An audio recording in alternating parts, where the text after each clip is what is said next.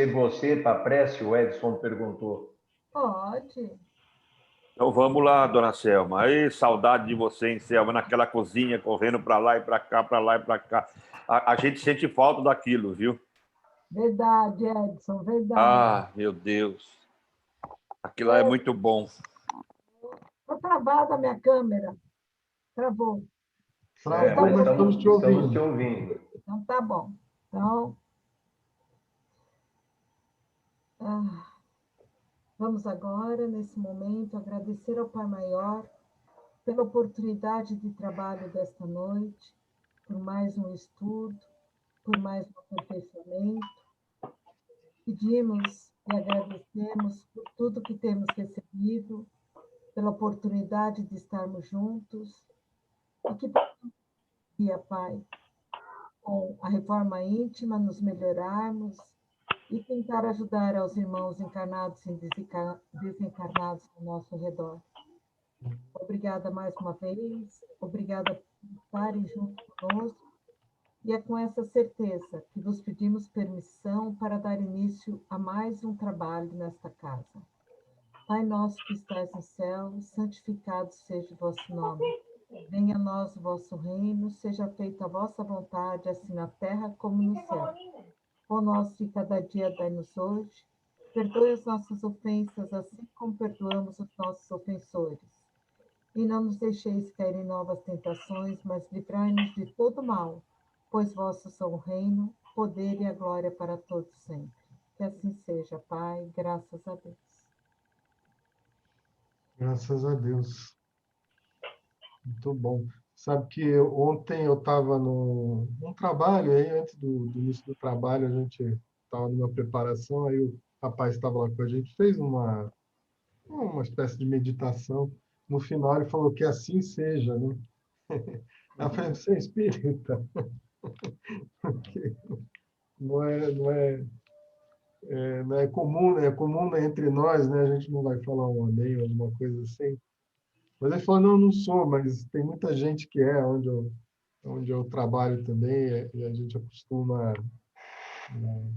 também usar né, esses termos, né? Mas é bem legal. Bom, todo mundo que está aqui hoje estava na aula passada ou alguém não pôde estar na aula passada? Selma, não. Rafa, você estava... Desculpa a memória aqui. Eu estava, boa noite. Eu estava assim, eu não estava conseguindo falar no começo, né? Mas depois eu Tá. assisti sim. Tá, ok. Então, só para recapitular, assim, se ficou claro, né, os dois principais pontos da aula passada, né, leis morais, o que são, né, e o bem e o mal, o que é isso, né? Alguém tem alguma lembrança assim marcante do que é cada uma dessas coisas? O que é lei moral?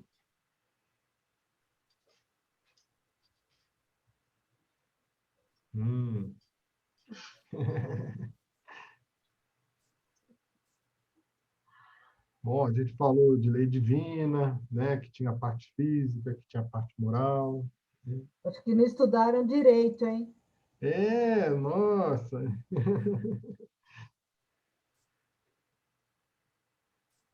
Mas... Lei moral é aquela que vem, né, já meio que registrado na nossa fase de espíritos, e creio que deu para a gente perceber que Deus é amor, Deus é justo, já tivemos chance de ver os atributos dele na natureza, em tudo que ele cria, e aí a gente concluiu naquela aula que o mal acaba sendo em função do livre-arbítrio nosso, como espíritos, de não exercitarmos a vigilância, nos cuidarmos um pouco mais e adentrarmos no caminho das facilidades, que é a chamada porta larga, né? Porta larga, né?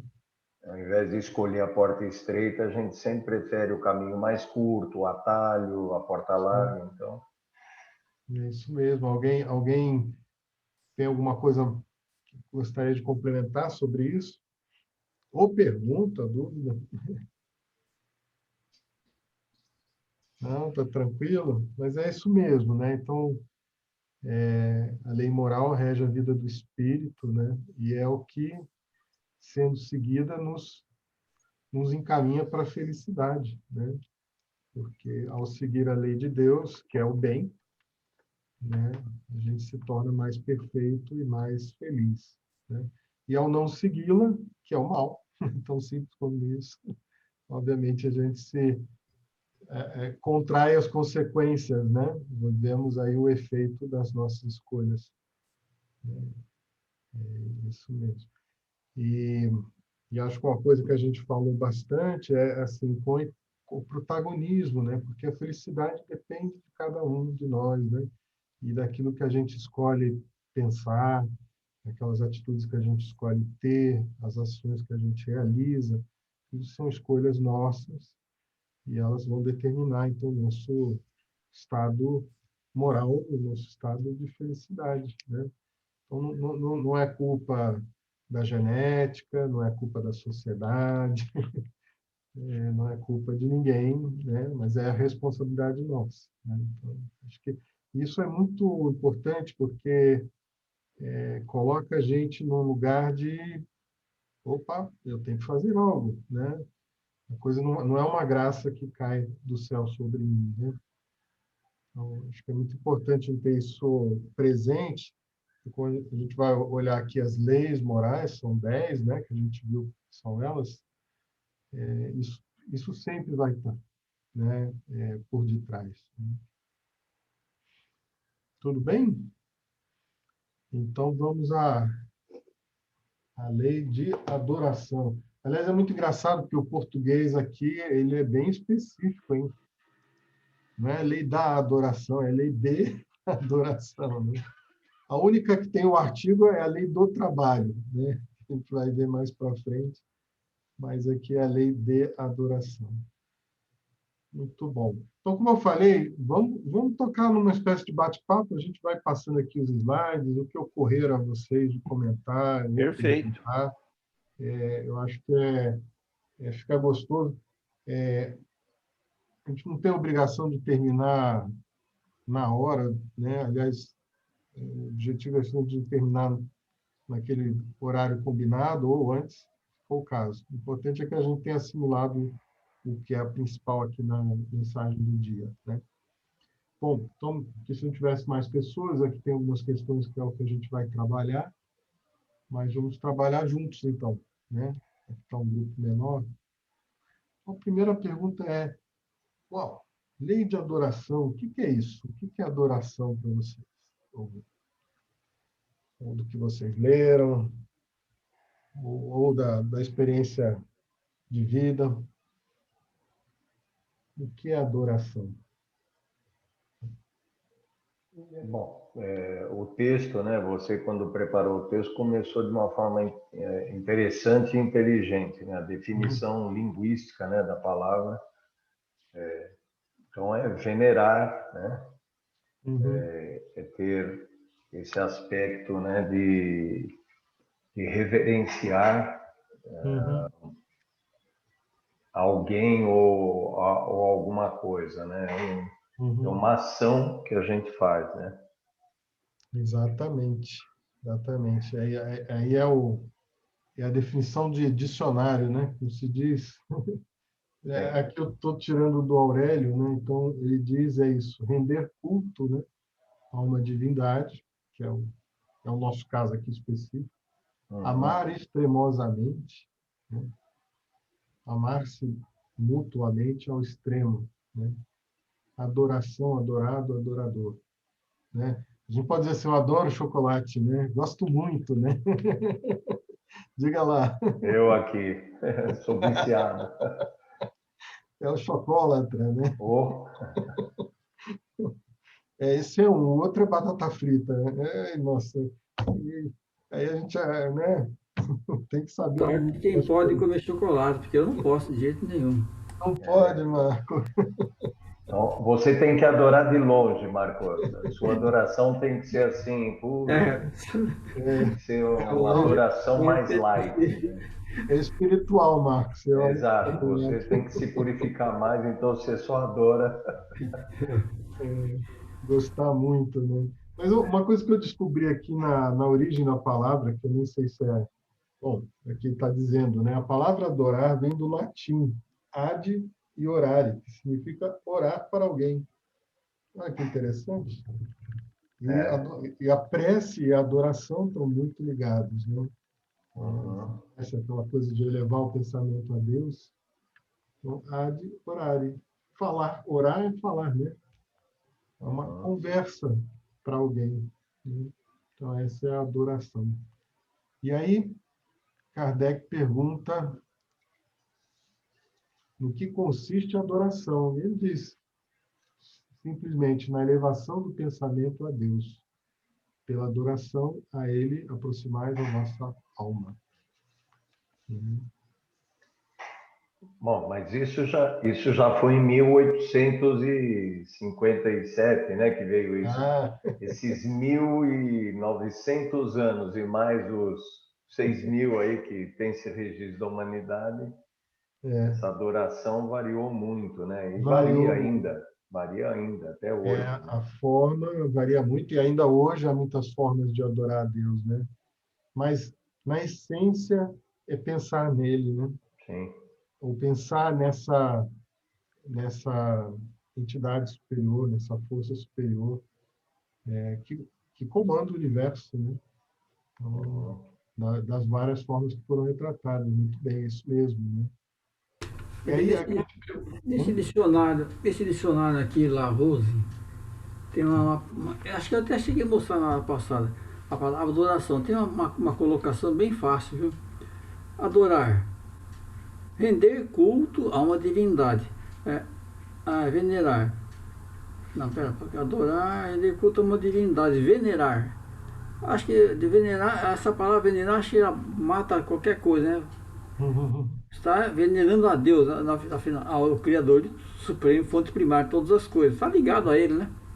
Então, a Ele, ter todo o nosso respeito, está contido nessa palavra venerar, né?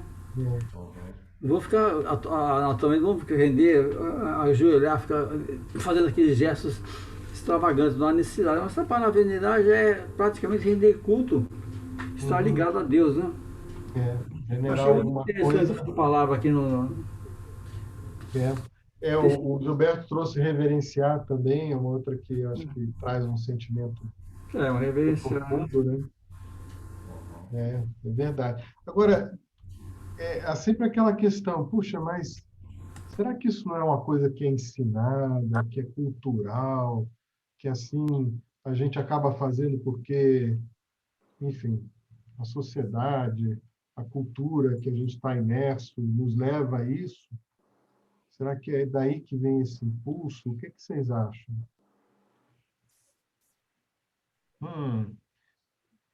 Se eu falar, eu li o texto, vamos deixar os outros Vamos ver falarem, os né? outros, vamos ver os outros, Gilberto. Deixa os outros. Vamos deixar os outros falarem, né? Tem certo e errado, é para a gente ir pensando A junto. Jussara chegou, a Fátima está quietinho, o Fernando num silêncio Gente, eu não também estou enorme. conseguindo. Quer dizer, se a gente fosse criado num lugar completamente ateu, que não tivesse nenhuma coisa a ver com religião, né?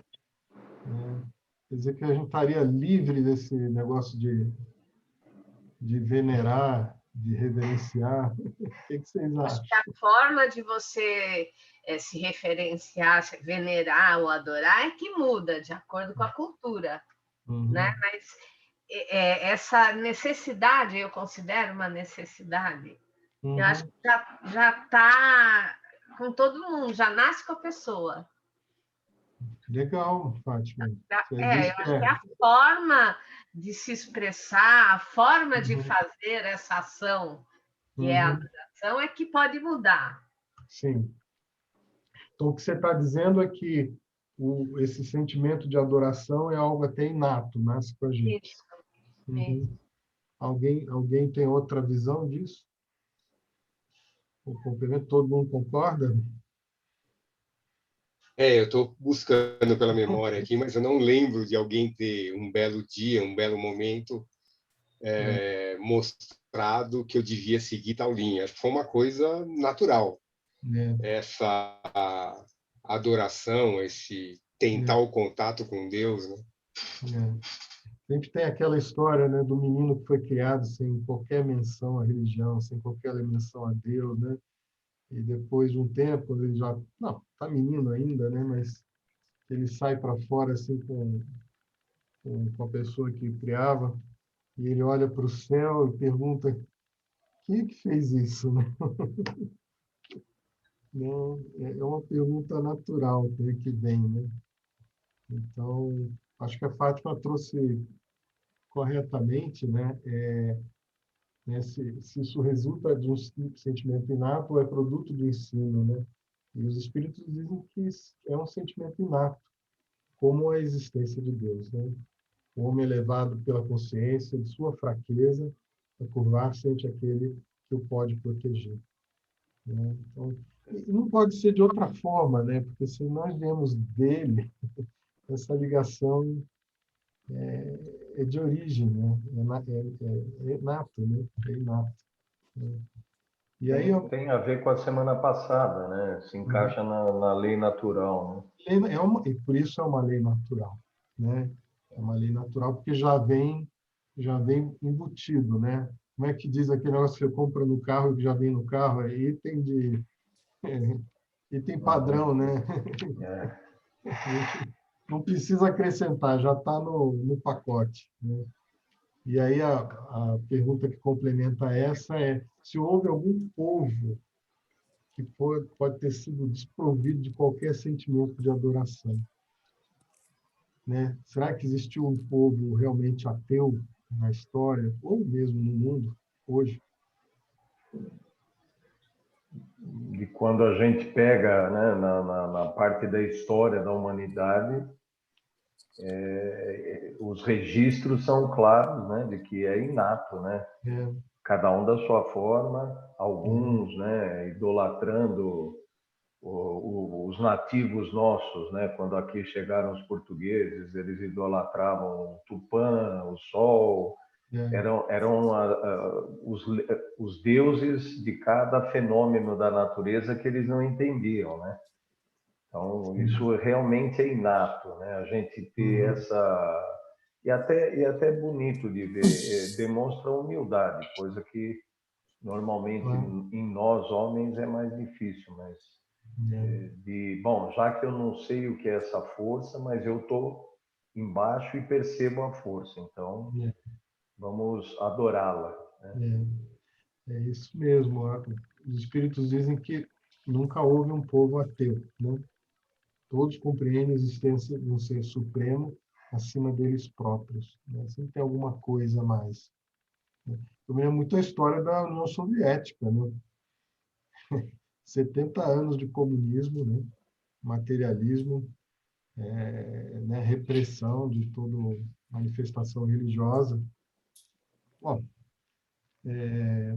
né? Caído lá o regime, né? Aquele sentimento religioso estava lá intacto, né? Intacto, né? A igreja ali retomou enfim, assim, a presença, né, no povo muito rapidamente, né? Bem interessante isso daí, né? Então, mesmo toda a doutrinação não foi capaz de tirar esse sentimento, né? E também quando eu penso, por exemplo, num cientista que, embora possa se dizer ateu, né, quando ele olha, estuda o universo, ou quando ele estuda a biologia, né, todas as formas de seres vivos e tal, eu não duvido que ele tenha um sentimento ali de reverência e de veneração por isso, né, pela natureza, no caso, mas que é a obra de Deus, né, porque ela é maravilhosa, né, quando você, né, de fato olha, né, olha para esse universo, a grandeza, a grandiosidade que ele é, ou olha para uma célula, né? Maravilha que aquilo ali, como é que aquilo opera, funciona, né? Só para dizer coisas simples, né? Ou uma flor, né? Quanta beleza tem ali, né? Então, eu acho que tem esse sentimento que vem, né? um pouco de louvar, né, isso tudo que está aí. Tudo bem? Nem que eles adorem através da matemática e da física, né? Mas eles vão acabar adorando, porque... Estão adorando, né? De alguma forma, eles reconhecem que aquilo ali tem algo de maravilhoso, de inteligente. A inteligência que está por ali. A Selma... Eles podem até achar que dominam, né? Um seriado, Nosso Planeta, agora aí, recente, e a gente até conversou um pouquinho disso, né? Eles explicam de uma forma científica, de uma forma... Mas como está tudo interligado, a interdependência de cada reino, a função de cada pequeno animal, de um micro-organismo até um sistema solar, é bonito de ver. Jorge, fazendo o contraponto aí, eu acho que eu também concordo que eu não enxergo uma população, uma cultura que não acredita em Deus, mas eu conheci algumas pessoas que se declaravam que não acreditavam em Deus, né? E embora eu nunca tenha ido muito a fundo para saber o que ela acreditava, o que ela não acreditava, mas eram convictos. Ateus, né? Os ateus. Ateus, graças. Então, mas pelo que a gente está conversando, mesmo o ateu acredita em alguma coisa, né? Adora alguma coisa. Isso é bem interessante que você traz, Fernando, porque no final, quando a gente desencarna... Essa última semana eu vi vários vídeos dessa experiência de quase morte, e isso está muito interessante, porque está vindo com uma força muito grande, assim, né? Principalmente Europa, Estados Unidos, né? E nos estudos que eles fazem, tentam entender, será que as pessoas têm esse tipo de experiência porque são crédulas, né? Porque já são religiosas? E eles chegaram à conclusão que não. Qualquer um pode ter. Qualquer um pode ter. E, obviamente, aqueles que se declaravam ateus depois de uma experiência dessas, não conseguem existir. Eles passam a ser espiritualistas, né? Deixam de ser materialistas para serem espiritualistas. Que é uma experiência transformadora, né? Assim, é como Saulo na estrada de Damasco, entrar em contato com o ser de luz, que é Jesus, né? Não tem como você negar, né, a verdade dessa experiência. Então, o que eu queria dizer é assim, muita gente pode se declarar filosoficamente ateu. O que importa, né, como a gente viu as leis morais, é se ele faz o bem. Né? Vai com o tempo, né? Agora a crença em Deus também vem de acordo com os povos, né? Quanto mais primitivos eram os povos, né? Cada povo tem sua crença de uma maneira diferente, conforme enxerga, conforme o seu estado evolutivo. Isso é muito importante. Então, os povos mais primitivos, acho que eles aceitam sem muito questionar, dizer, eu sou ateu. Não vão dizer que são ateus os povos mais primitivos, mas também tem uns cultos aí que nós não consideramos hoje, não é verdade? Mas, Marco, o que eu estava comentando era isso, né? Não importa o que você diz, que você acredita, importa o que você faz, né? No final da história, porque há muita gente que se declara religiosa, ou hoje, ou no passado, que é um verdadeiro monstro, né? Certamente, né? Gente que, em nome da igreja, fez guerra, perseguiu, torturou, né? Certamente esses falam da boca para fora, né? E tem gente que diz que é ateu, mas que tem um coração bom, né? Então, lá, quando desencarnar, vão perguntar as coisas que você fez do coração, né?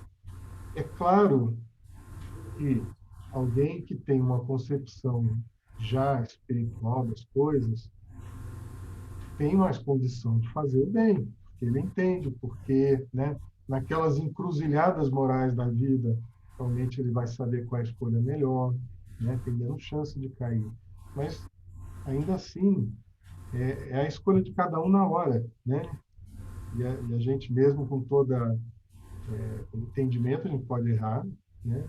e às vezes sem um entendimento intelectual, mas a gente já tem aquela conquista do coração, né? A gente consegue, às vezes, fazer a opção correta. Então, só para não diferenciar assim, né? Como dizer, o cara é ateu, então ele está condenado ao inferno. Não. Nem dizer assim, eu sou espírita, então certamente eu vou para o nosso lar ou coisa melhor, né? Também não. E dá até para falar, Jorge, que o cara não tendo crença em nada e tendo um caráter que dá para fazer inveja, talvez ele tenha um valor até maior que o nosso, né? Claro, mas Com certeza. Não tem Exatamente, o comportamento social da pessoa talvez tenha muito mais de comportamento moral dentro do próprio evangelho do que muitas pessoas aí que são tão instruídas, mas que na prática não são nada daquilo que deveriam ser, não, né? É verdade.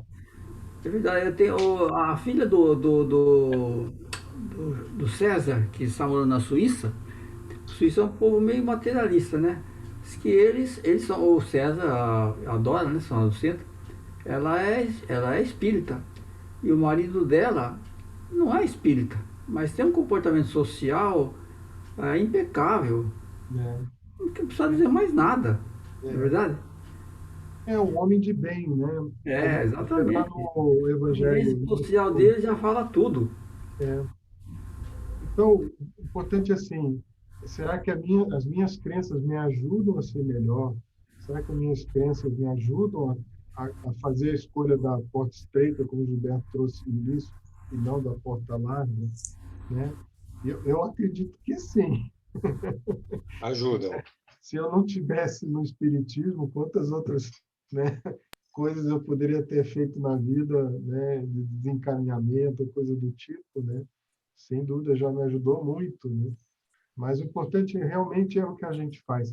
A pergunta que faz do lado de lá, né? E aí eu, de novo, voltando nessa experiência de quase morte, a pergunta que faz para o indivíduo quando ele encontra lá o que eu entendo é o anjo da guarda dele, me mostra o que você fez de bom na vida, meu filho. Né? Aí mostra aquele panorama enorme, né? Que a vida aparece toda ao mesmo tempo para o sujeito, né? E aí ele vê cada ato da vida dele e a repercussão que o ato tem nas outras pessoas. Olha que interessante. Aí o sujeito olha ali, procura para cima, para baixo, direita, esquerda, e olha assim, constrangido, e diz, olha, realmente não tem muita coisa boa que eu fiz, não. Né? Eu vim até aqui para ganhar dinheiro, para ter prazer, não sei o quê. Aí o anjo da guarda diz, meu amigo, então você vai ter uma nova chance, você vai voltar, se apresenta algo melhor quando ele aparecer aqui. Né? Mas aqui é um pouco a brincadeira, né? Mas é isso, né? Quando a gente olha para a nossa vida, nosso dia a dia, o que realmente eu estou fazendo de bom? Né? O que mais ainda eu poderia fazer? Esse é o convite. Jorge, eu lembro, por volta dos 25, 30 anos, tinha muita pessoa que eu conhecia que ia para a África trabalhar com a fome na África, né? E eu falava assim, putz, eu vou passar por essa vida, e não fui para a África matar a fome na África, né? E um dia eu ouvi, o cara falou assim, você não precisa ir para a África, fala bom dia para sua esposa, para o teu vizinho, trata bem o seu empregado, que você está fazendo a tua missão. Sim. E é isso, né? Às vezes você está pensando em fazer grandes obras e não consegue cuidar das pequenas que são as do dia a dia, né? Excelente, Fernando, isso mesmo, né? Porque quando a gente diz amar o próximo é quem está do lado, né? É quem está perto. Precisei na África. Não, na África, e como você falou, pode ser a esposa, o filho, né? E colocar sempre muito, mas muito amor em tudo que a gente faz. Né? Fazer uma comida, não fazer de cara fechada, fazer com amor. Até porque a gente engole aquilo ali. Né? Coisas que estão fazendo um trabalho, fazer com amor, tudo colocar bem, não há dúvida. Mas, dando mais um passo aqui, a gente vai entrar na questão que o Marco tinha comentado, né? Por que tem tanta forma diferente da adoração tanto na história como entre os povos. A gente já falou algumas coisas aqui, mas aí eu vou pedir o Gilberto, está até com o microfone desligado, né, Gilberto? Vamos dar uma chance para o povo aí trazer assim, as impressões, né? Nossa, tem 400, sei lá se esse é o número, né? Mas tem 454 religiões do mundo. Qual é que está certa, gente? Jorge, um dia eu ouvi, não sei se é o número que eu vou falar agora, parece que tem 13 mil e tantas religiões cadastradas. Quantos deuses? Já inflacionou, hein? Quando eu vi. Qual é que está certa, hein? O que vocês acham? Eu acho que ela está certa para quem está ligado a ela. Eu acho que cada um tem o seu tempo, e aí não estou querendo comparar se a minha é melhor do que a dos outros, né? Mas eu acho que em determinado momento você se vincula a determinado culto, a determinada religião que bate mais com as suas convicções, né? Uhum. Acho que faz sentido, né? O que faz sentido para você. Sim.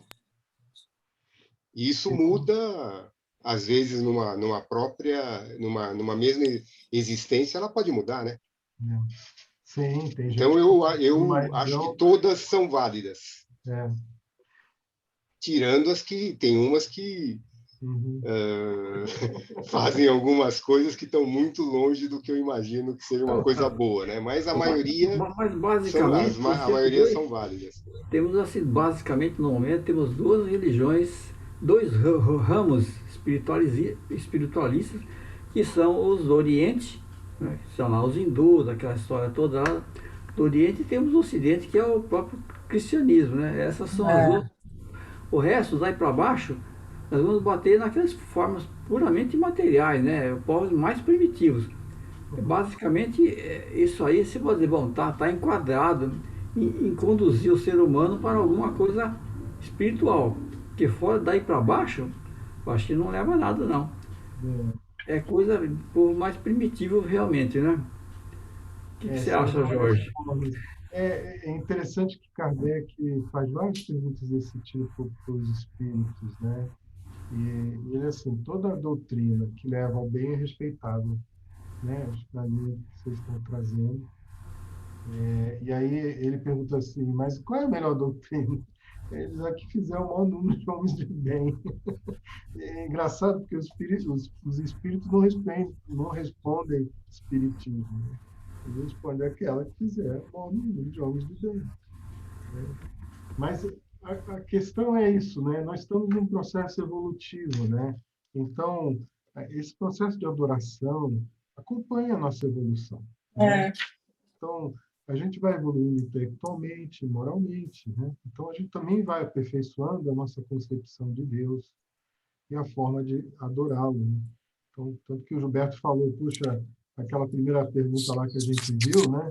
Já é uma concepção avançada, né? De adoração, né?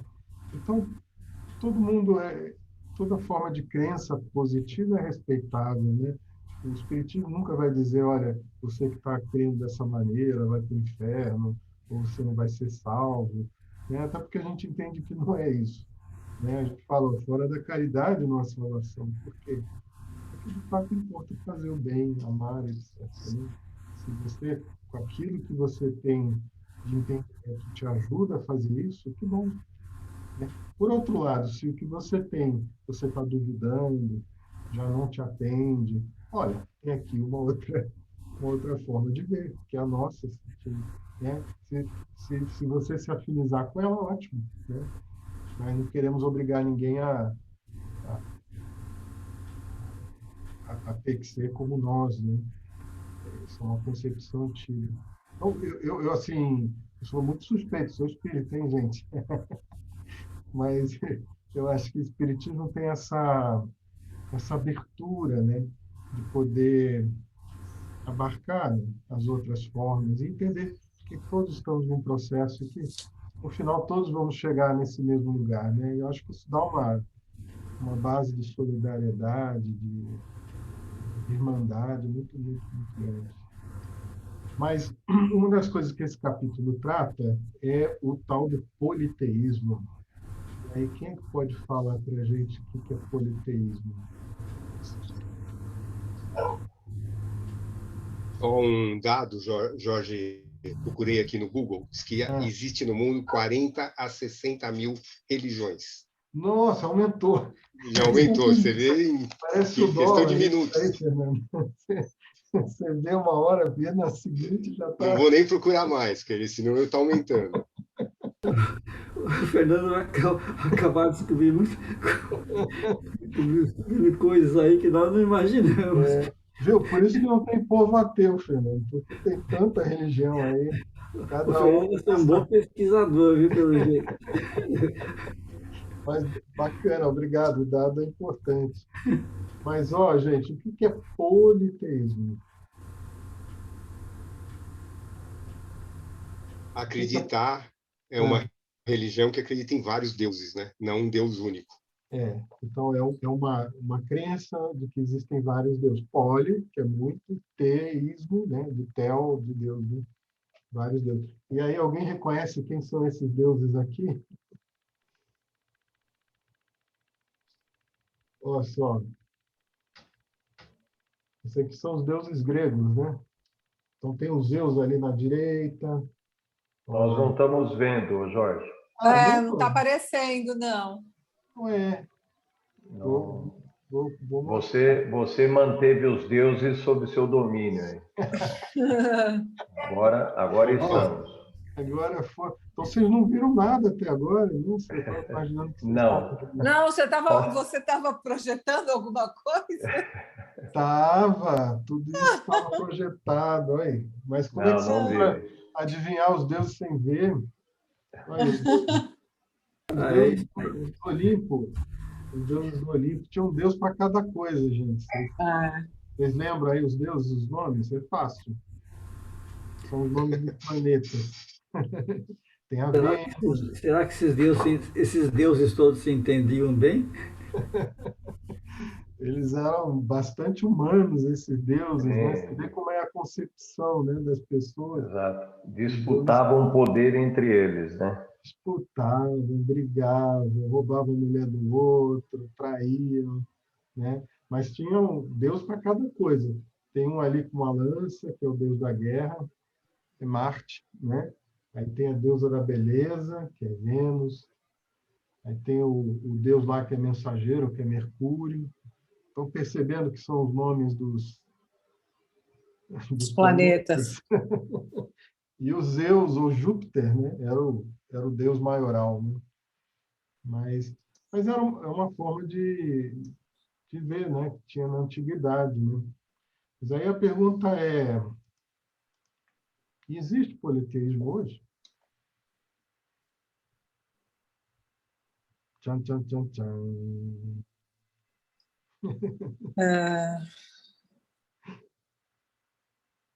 Existe politeísmo no mundo? Deve existir. Tem vários povos que ainda estão selvagens, que ainda tem pouco contato, né? Por exemplo, o povo indiano. É um povo educado. Perfeito, é isso aí. Eles cultuam o hinduísmo, né? Tem centenas de deuses no hinduísmo. É verdade, é verdade. Não é? E se a gente pensar nas religiões afro-brasileiras, estão aqui também, no Brasil. Né? Também tem, ó. Nossa, existe. Ainda tem.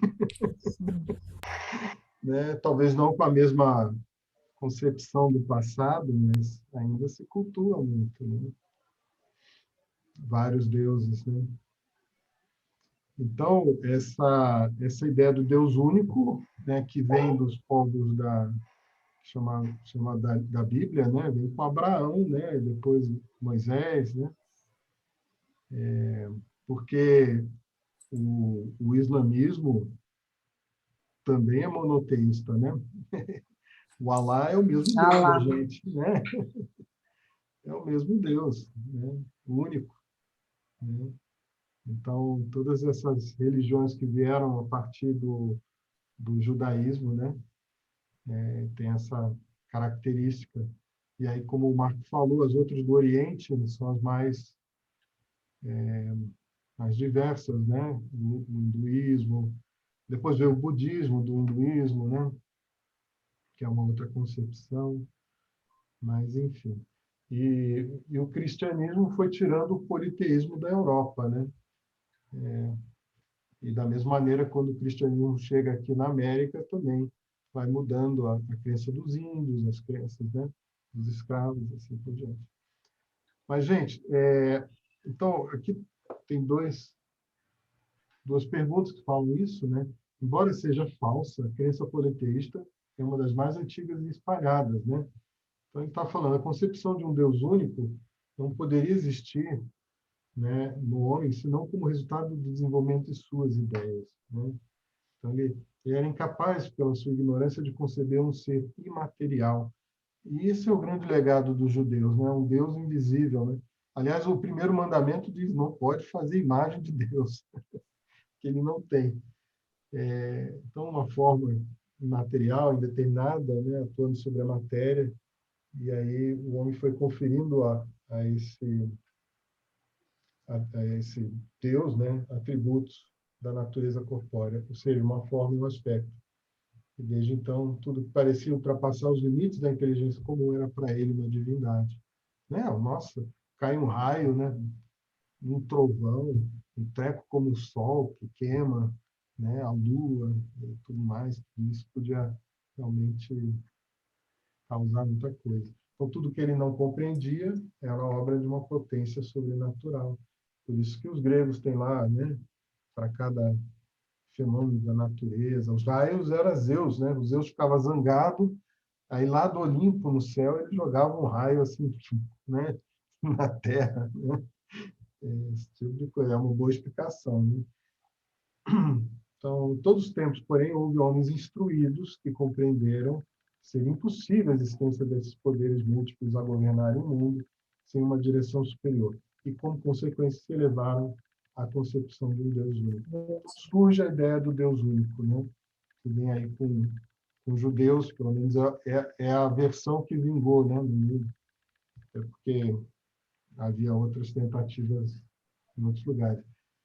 Gente, apesar que o catolicismo, né, acabou tendo uma tendência de mesclar um pouquinho, né? Ele é embasado no judaísmo, mas acabou pegando dos romanos e dos gregos a ideia de vários deuses e adaptou para santos e além da Santíssima Trindade, né? Que ainda demonstra uma dificuldade de perceber que Jesus não é Deus, né? Não é Deus, é verdade. Muito bem colocado, Gilberto. E a gente vai passar por esse tópico, né? As concepções do Deus único, né? Mesmo um Deus único não é o mesmo Deus que a gente adorava há tantos mil anos atrás, né?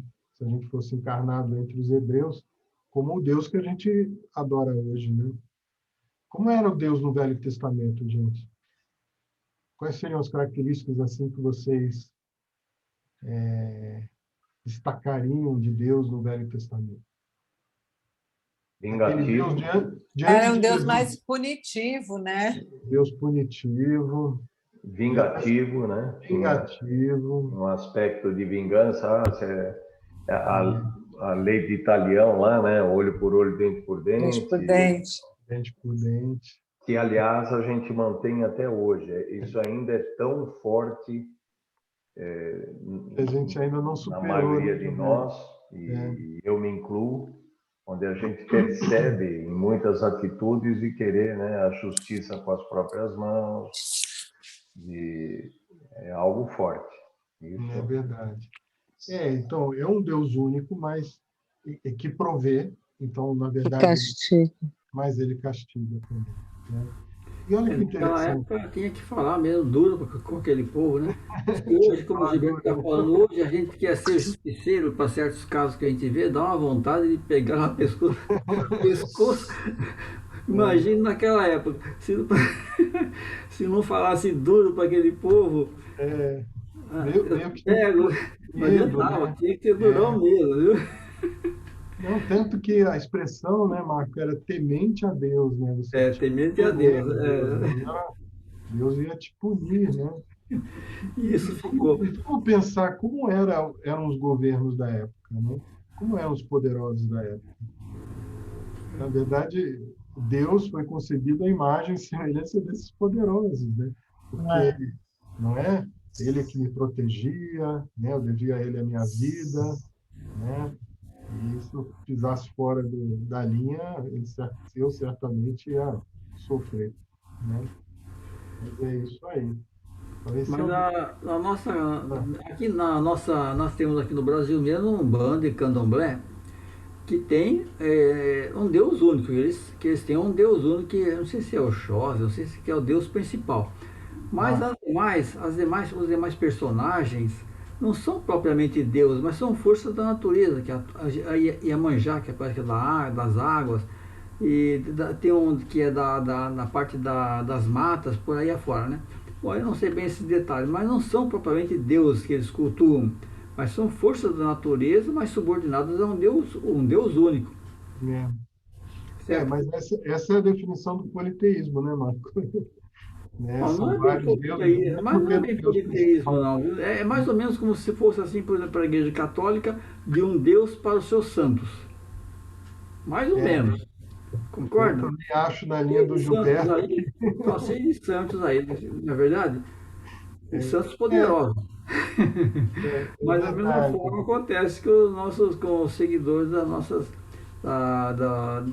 Umbanda e Candomblé, que atualmente estão muito evoluídos, não é mais aquilo que era no passado. Tanto é que hoje em dia tem até faculdade de Umbanda, né? O Deus único ou o Deus criador, né? Mas o Deus dele é sempre um Deus único. No hinduísmo também tem um Deus que é criador, né? E por isso ele deixa de ter outros deuses também. Mas a questão é essa, né?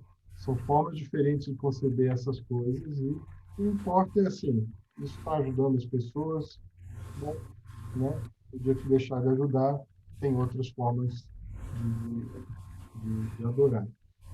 Mas caminhando aqui no Deus único do Velho Testamento, depois vem o Novo Testamento.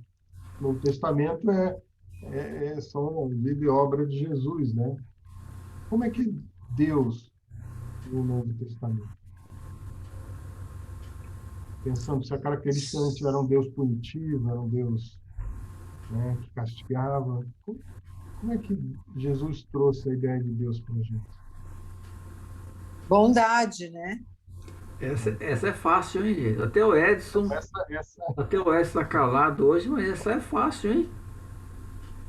Essa é mais fácil que pensava, né? Um Deus de bondade, né? Um Deus de amor. Como é que Jesus chamava a Deus? Como é que está na prece? O que Jesus propõe de Deus? Meu Pai. Ai. Meu Pai que está no céu. Meu Pai, não, coisa mais carinhosa e íntima do que chamar Deus de Pai, né? Pai, meu Criador, meu genitor, né? Meu Criador, me deu a vida, né? Então, Pai Nosso, é o Deus bondoso e justo, né? E o Evangelho nada é do que um código moral. O Evangelho, né, é essa mensagem que nos dá o caminho, né? Um caminho para a gente ser feliz. Não é isso? Mas aí vai chegar no que acho que o Gilberto falou. O que aconteceu depois que Jesus nos deixou? Como é que a ideia de Deus foi trabalhada pela igreja? Houve uma distorção, né? É isso aí. Bom, isso aqui é uma concepção do céu, né? Lá em cima, quem é que vocês encontram? Um Deus Um Deus à imagem do homem. É um Deus, um velhinho de barbas. É. Não é isso? E à direita dele, quem é que está? Jesus. Jesus. E no meio, entre eles, está? Os anjinhos. Ali tem uma pomba, o Espírito Santo.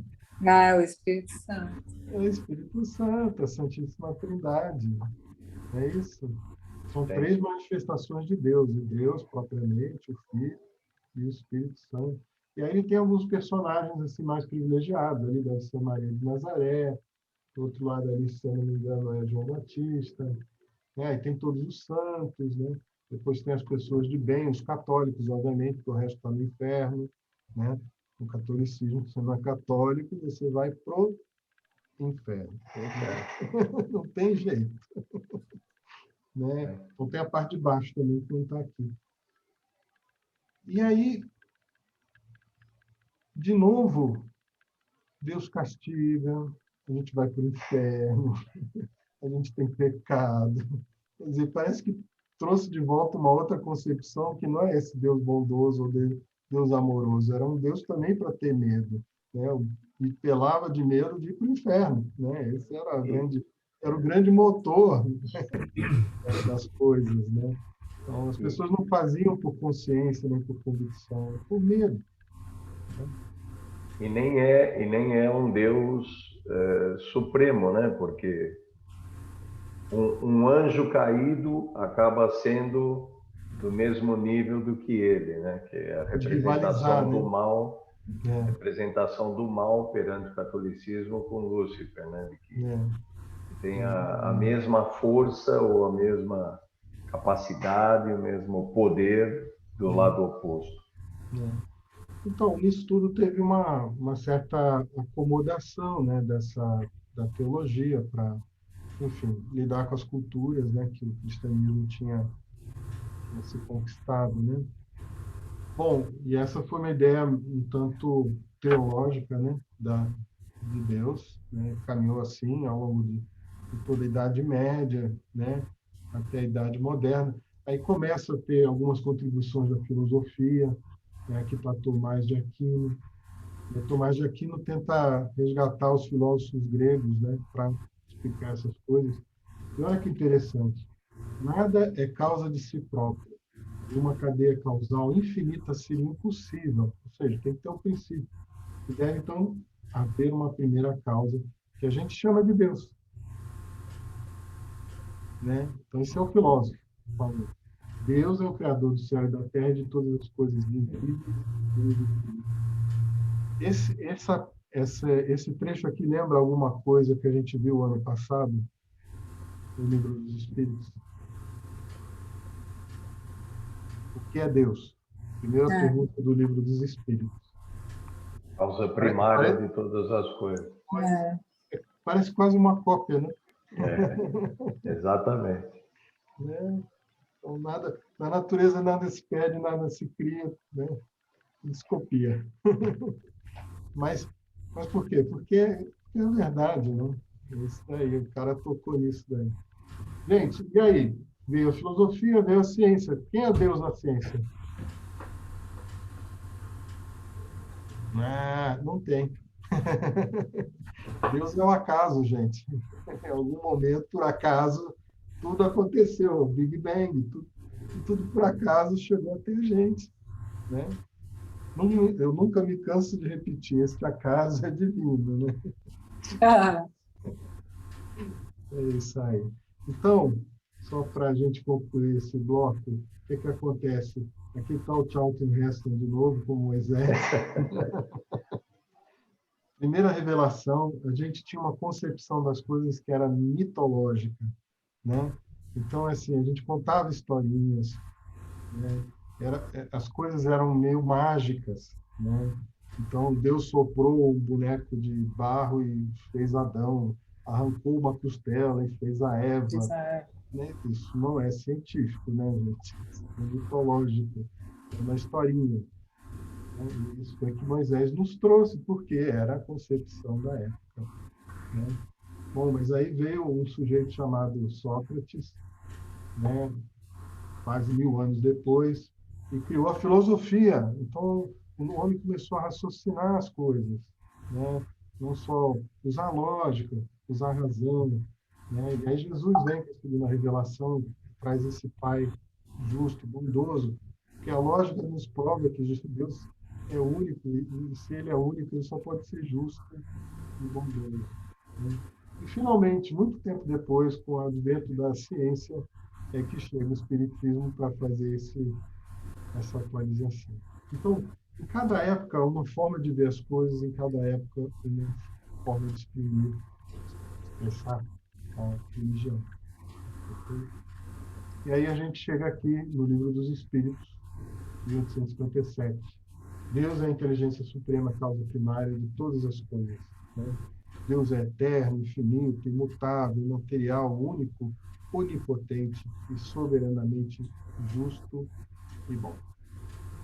Ou seja, nós voltamos ao Deus de quem? Que a gente acabou de ver aí. A gente viu, tinha o Deus do Velho Testamento, tinha o Deus de Jesus. Deus de Jesus. Deus de Jesus, isso aí, Rafa. Esse é o papel do Espiritismo, resgatar o cristianismo primitivo. Aquele que Jesus exemplificou para a gente. Né? Então, a gente volta a um Deus que só pode ser soberanamente justo e bom. Tudo bem, gente? Alguma observação, pergunta, dúvida? Alguma surpresa? Olha, eu também ia perguntar sobre isso. O candomblé eu não sei muito, mas da Umbanda eu já li um pouco e também sempre pareceu ser monoteísta. Mesma coisa que o seu Marcos falou, que não são divindades, sim, como se fosse os santos da Igreja Católica, né? Então também fiquei confuso isso, mas como ele comentou sobre o assunto, também sempre na minha cabeça veio que era monoteísta.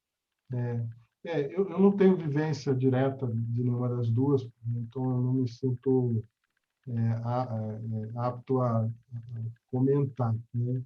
Mas, enfim, todos estamos evoluindo nessas concepções, né? Que bom, que bom. Então, aqui a gente já falou. Aí eu queria só fazer um ponto aqui de check-up com vocês, sabe? Como a gente vai no médico todo ano. Há quantas anda a superstição aqui entre nós? A gente já é amigo aí há um ano, né? Podemos abrir o coração. Oi, tem figa, tem trevo de 4 folhas. Tem fitinha do Nosso Senhor do Bonfim. Você se lembra da música, aquela música do Trevo de 4 folhas? Aquela música de um tempo aí, eu falava que essa... É tempo de jovem essa música, um trevo de 4 folhas. Feliz eu seria se um trevo que aparecesse em minha vida. Isso aí. Eu me lembro dessa música, ficou famosa. Uma superstição, gente, é uma forma mágica de lidar com a realidade, né? É uma tentativa de, por formas, objetos, a gente meio que manipular o nosso destino. E, bom, a gente está aprendendo que o que realmente define nossa fortuna, nossa felicidade é a nossa postura, a nossa ação. O que vai nos proteger está no bem, né? Os pensamentos positivos, etc. Então, às vezes acontece da gente ter uma ou outra queda dessas aqui, né? A superstição, a impressão assim que eu tenho agora de você ter trazido esse tema ela também está ligada ainda à dificuldade que a gente tem de entender que essa energia criadora realmente ela tem conhecimento de tudo, ciência de tudo e sabe antecipadamente, porque o tempo é diferente para essa energia, sobre os fatos. E aí, para a gente, a superstição, pelo menos para mim, né? Estou falando por mim, ela me traz um pouco a ideia do sorte e o azar, ou seja, o acaso.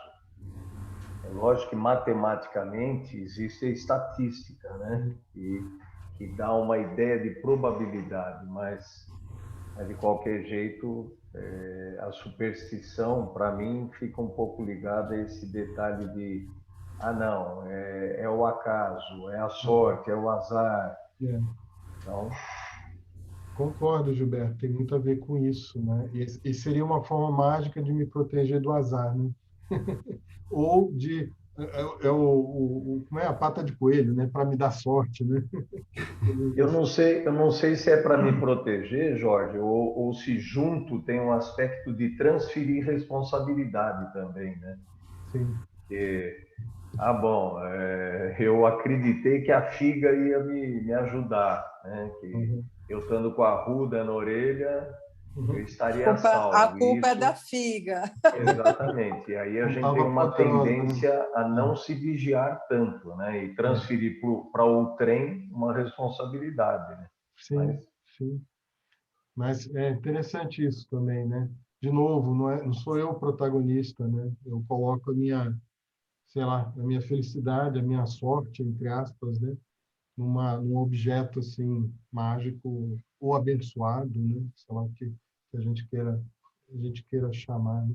Eu tinha um amigo que dizia assim: Jorge, depois que eu me preparei, eu tive uma sorte incrível na vida, né? É assim. Mas tem gente que tem mesmo, Jorge. Após isso, tem gente que tem. Mas se preparou, né, Edson?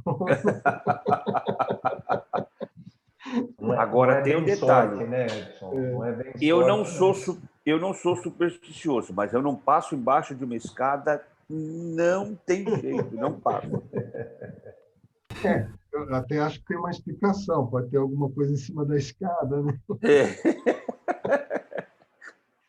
Tem aquela frase, eu não creio em bruxas, mas que elas existem, existem. É mais ou menos isso, Marco. Agora, o Edson é descendente de espanhol, né? Tá dito, né? Pelo nome dele. Mas eu acho que a medida que o Gilberto colocou, tem várias hipóteses. O trevo de 4 folhas é uma sorte. Tem a figa, é uma proteção. Tem uma série de coisas envolvidas em tudo isso aí. Mas à medida que a gente vai se espiritualizando mais, vai se praticando aquela reforma íntima nossa, automaticamente a gente vai se desvinculando de tudo isso aí, porque o nosso padrão de compreensão espiritual, de vínculos espirituais mais para cima, os protetores, é tudo isso aí que vocês viram. Enquanto a gente não tiver essa evolução íntima que nós temos que ter automaticamente, nós vamos pensar nessas coisas que estão aí. Trevo de 4 folhas, figo e outras coisinhas mais aí que vocês estão vendo, pedras aí, cristais, essas coisas todas. Mas então vem com a nossa própria evolução. O padrão vibratório da gente é fundamental, porque nos coloca em contato com entidades mais evoluídas, nossos protetores propriamente ditos, os protetores mais amplos. Uma prece é mais facilmente atingida com a nossa evolução espiritual, que estamos mais sintonizados com o plano espiritual mais elevado. Então tudo é uma questão de evolução de nós mesmos, compreende? Isso aí tudo vai ficando para trás. Verdade. Concorda? Tem uma colocação aqui, Marco, em cima do que você está dizendo. É importante a gente também não subestimar, né?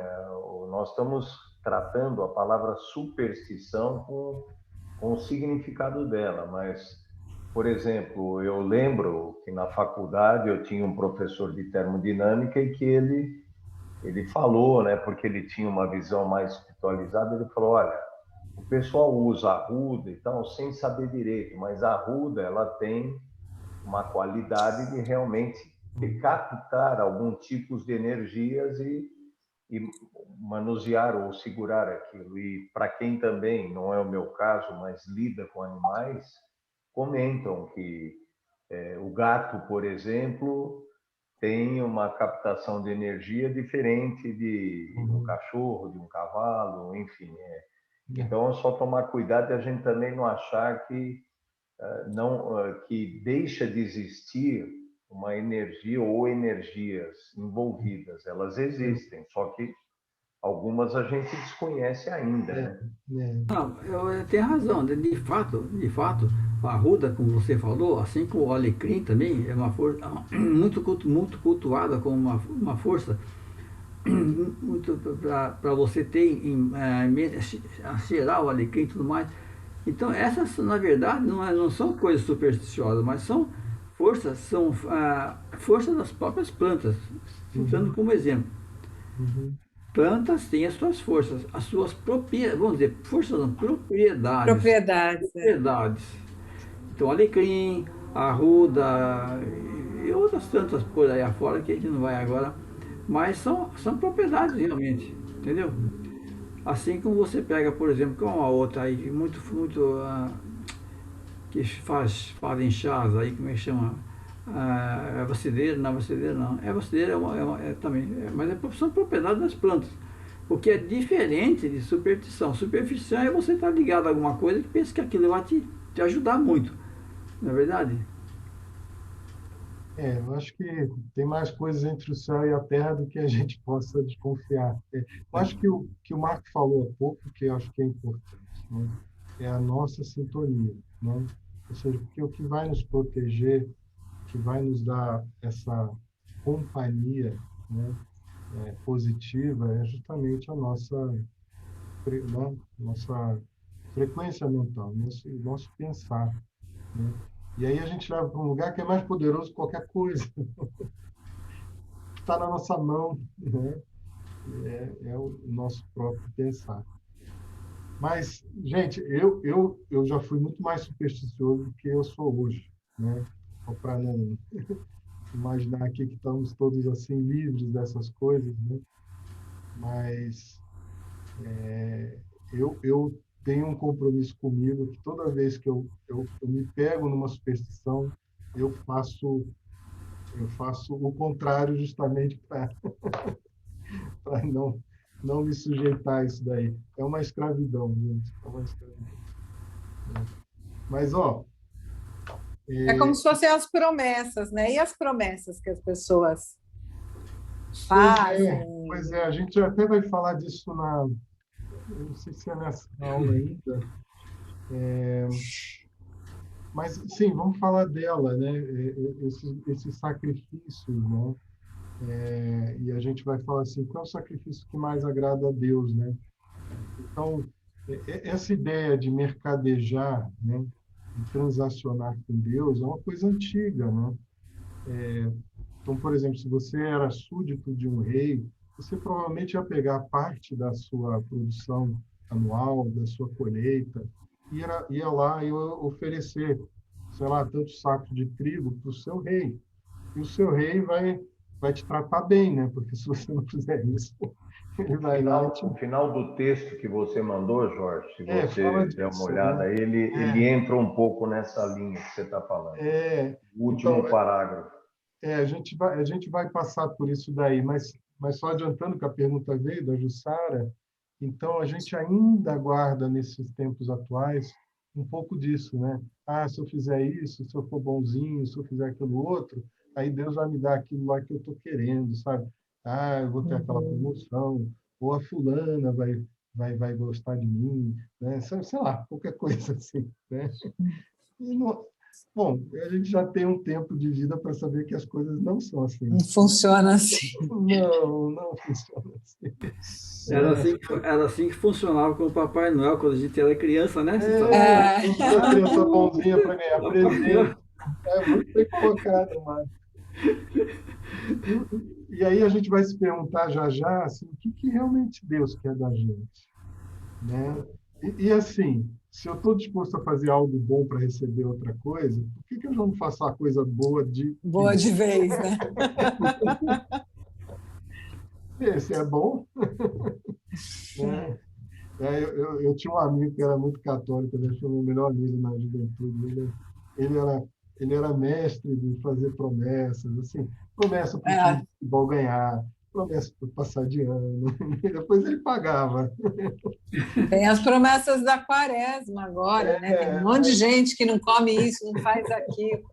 Não faz aquilo.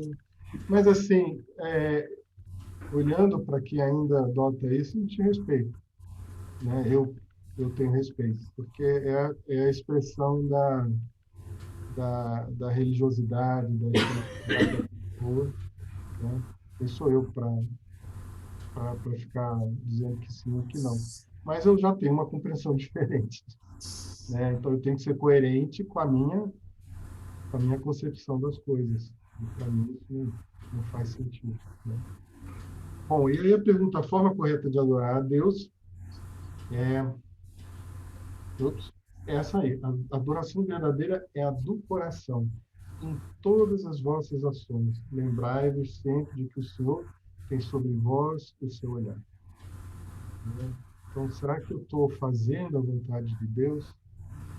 Aliás, Jesus tem essa palavra: nem todos que dizem Senhor, Senhor entrarão no reino do céu, mas aqueles que fizerem a vontade de meu Pai. É isso. Está tão simples o Evangelho, né? A gente complicou. Né? E aí, será útil a adoração exterior? Né? E a gente vê que, por exemplo, o Espiritismo é muito desprovido de cultos, rituais, não tem altar, né? Não deveria ter estátua nem imagens, mas enfim, a gente entende que não é aí que está a adoração verdadeira, né? Mas, de novo, se tem gente que adota isso, ok, legal. Se não for uma falsidade, né? Se não for simplesmente um gesto oco, né? Então, diz assim, a adoração exterior é útil? Sim, se não consistir num vão simular, num fingimento. É sempre útil dar um bom exemplo, mas os que somente por afetação e amor próprio fazem, ou seja, para parecer, desmentindo com proceder a aparente piedade, ou seja, mas no fundo faz as coisas erradas, né? Mau exemplo dão e não imaginam o mal que causa. Então, aqui de novo, tem tanta gente que ainda está ligada a isso aí. Eu nunca fui católico, né? Mas eu sempre estudei em escolas católicas. Eu me lembro que, às vezes, eu tinha missa, né? Eu ia junto. Né? Eu sentava no banco. Aí, a coisa que eu mais adorava é que eu não precisava ajoelhar nem levantar. Eu ficava sentado. Estava no primeiro banco. Mas eu não tinha que ficar naquele senta-levanta, né? Mas, enfim. E aqui é Jesus falando com a samaritana, né? Que é uma passagem linda do Evangelho, né? Ele passa por Samaria e passa nesse poço e pede água para ela, e ela acha tudo esquisito, né? Primeiro que o homem não falava com mulher, e um homem judeu jamais falaria com uma samaritana, que eram etnias judaicas, mas que não se bicavam. E havia uma grande discussão, porque os samaritanos adoravam Deus no monte que estava lá na região da Samaria. E os outros judeus adoravam Deus lá no templo de Jerusalém. Né? E aí ele fala, olha, Deus é espírito, e é necessário que seus adoradores o adorem em espírito e em verdade. Né? Ele vai dizer assim, vai chegar um tempo que Deus não vai ser adorado nem neste monte, nem no templo de Jerusalém. Porque é do coração, né? É só elevar o nosso pensamento a Deus e a gente está lá. Tudo bem? Outra questão, Jorge, outra questão importante aí é a questão de vontade, né? O que a gente fala que obedecer ou seguir a vontade de Deus. Essa palavra soa um pouco mal, porque dá uma ideia do que nós somos. A nossa vontade, nós queremos que seja desse jeito, a nossa vontade. Quando se fala em vontade de Deus, não é propriamente que Deus quer que faça segundo a vontade dele. Não, não é isso. É segundo as suas leis, seu conjunto de leis naturais que nos conduzem amorosamente a ele mesmo. É um conjunto de normas que nós vamos seguir para chegar no ponto que ele deseja que nós cheguemos por amor, que ele é por amor, na verdade.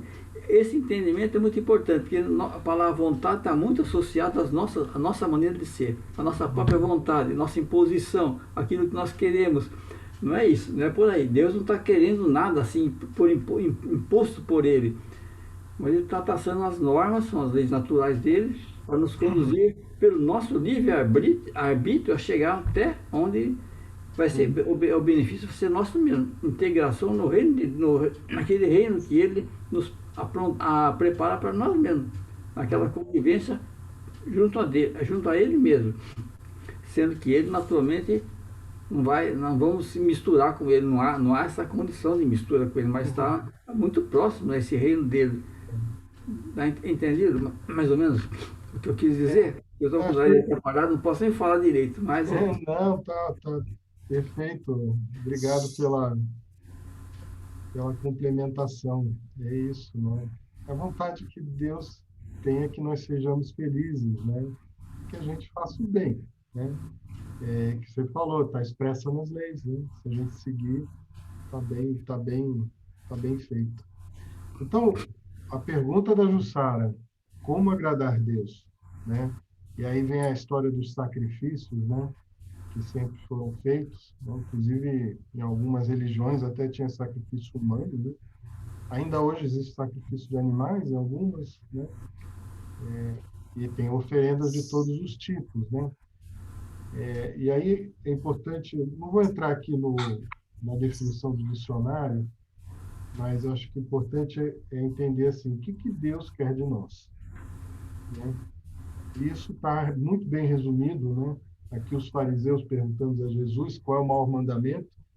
Jesus diz: amarás ao Senhor teu Deus de todo o teu coração, de toda a tua alma e de todo o teu espírito, né? E amarás ao teu próximo como a ti mesmo, que ele disse que era semelhante ao primeiro, né? Até porque Deus é essa entidade tão grandiosa, né? Como é que a gente ama a Deus se não através das suas criações e criaturas, né? E a nós mesmos, né? E a nós mesmos, né? E aí, qual o sacrifício que mais agrada a Deus? Isso está em São Mateus, né? E tem um trecho também ótimo aqui no Evangelho segundo o Espiritismo, né? Qual o sacrifício que agrada a Deus? Portanto, diz Jesus, quando fordes depor vossa oferenda no altar, vos lembrardes de que o vosso irmão tem qualquer coisa contra vós, deixai a vossa dádiva junto ao altar e ide antes reconciliar-vos com o vosso irmão. Depois, então, voltai a oferecê-lo. O que isso está dizendo para a gente? O sacrifício que mais agrada a Deus é o sacrifício do nosso egoísmo, do nosso orgulho, né? Ou seja, esse é o grande sacrifício moderno, contemporâneo que a gente tem que fazer, né? Porque é abrir mão dos desejos, das nossas vontades, né? Dos nossos caprichos, né? Para fazer o bem. É isso que Deus quer. Tudo bem? E assim estaremos adorando ao Pai, né? Venerando, como disse o Marco, reverenciando, como disse o Gilberto, honrando, né, o seu nome. Isso, chegamos aqui ao quase o final, para não ultrapassar as 9h30, mas alguém tem alguma observação, pergunta, comentário final?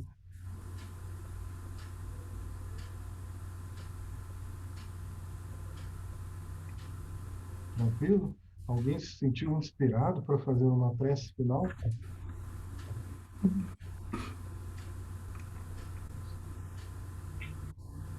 Quem chegou por último hoje? Primeira que apareceu foi a Jussara. Jussara. Fui eu que cheguei por último também. Espero que não caia a minha bateria aqui, mas vamos lá. Obrigado. Bom, vamos começar silenciando e abrindo os nossos corações e agradecendo por esse momento de conhecimento, de troca, que nós estamos tendo o privilégio de ter todas as terças-feiras. Um momento que nos traz conhecimento e nos traz também muita paz durante esse momento conturbado que todos nós estamos vivendo. Então, agradecendo esse momento, agradecendo os nossos mentores que sempre estão com a gente nesse momento e na nossa vida. Acho que é isso. Pai nosso que estás no céu, santificado seja o vosso nome, venha a nós o vosso reino, seja feita a vossa vontade, assim na terra como no céu. O pão nosso de cada dia nos dai hoje, perdoai as nossas dívidas, assim como nós perdoamos a quem nos tem ofendido. Não nos deixeis cair em tentação, mas livrai-nos de todo mal. Graças a Deus. Boa noite a todos. Boa semana. Boa noite, Boa noite, gente. Boa semana. Boa semana para todos. Gente. Boa noite. Tchau, tchau. Boa noite. Boa noite.